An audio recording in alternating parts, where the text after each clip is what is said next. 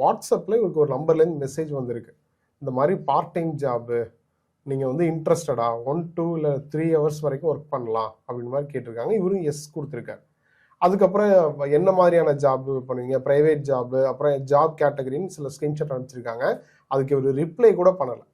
அந்த ஸ்க்ரீன்ஷாட்டை எடுத்து டெலிகிராமில் இவர் ஒரு குரூப்பில் ஆட் பண்ணுறாங்க.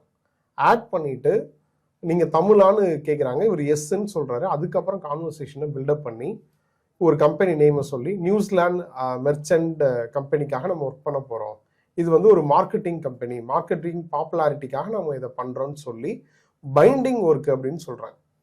பைண்டிங் ஒர்க்னா நீங்கள் இன்வெஸ்ட் பண்ணீங்கன்னா அந்த அமௌண்ட்டை வச்சு நாங்கள் தங்கம் பை பண்ணுவோம், பை பண்ணிவிட்டு அதை சேல் பண்ணிவிட்டு அதில் வர்ற லாபத்தை உங்களுக்கு தருவோம், அது வந்து டபுளாக இருக்கும், இது ஆன்லைன்லேயே நாங்கள் வந்து பண்ணுறதுன்ற மாதிரி சொல்லி பைண்டிங்னா 20 பைண்டிங் 15 பைண்டிங் ப்ராஜெக்ட், அது டாஸ்க் அது.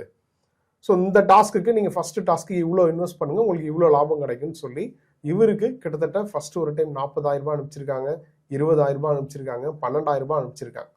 ஸோ இவரோட பேங்க் அக்கௌண்ட்டுக்கு டைரெக்டாக வந்திருக்கு. அதை இவர் வித்ட்ராலும் பண்ணுறார். ஸோ அந்த அமௌண்ட்டை, அந்த நம்பிக்கைகளை தான் இவர் மறுபடியும் இன்வெஸ்ட் பண்ண ஆரம்பிக்கிறார். ஸோ ஆயிரக்கணக்கில் இவங்களுக்கு கொடுத்துட்டு லட்சக்கணக்கில் அந்த கும்பல் ஆட்டையை போட்டிருக்கு.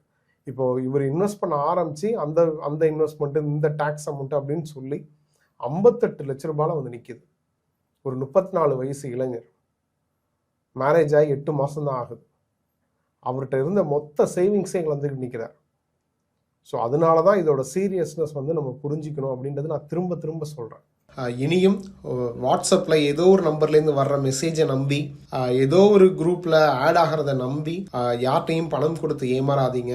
வேலைவாய்ப்பு செய்திகளை சரியாக விசாரிக்காமல், விவரம் தெரியாமல் யாருக்கும் ஃபார்வேர்ட் பண்ணாதீங்க. இதில் முதலீடு பண்ணுங்க, உங்களுக்கு டபுள் லாபம் கிடைக்குன்னு அவன் சொன்னா இவன் சொன்னான்னு தயவு செய்து வேற யாருக்கும் சஜஸ்ட் பண்ணாதீங்க. நீங்களும் இன்வெஸ்ட் பண்ணாதீங்க. ஏன்னா இப்போ இந்த நபருக்கு நடந்தது நாளைக்கு நமக்கும் நடக்கலாம், நமக்கு தெரிஞ்சவங்களுக்கும் நடக்கலாம். ஸோ தயவு செய்து அலர்ட்டாக இருங்க.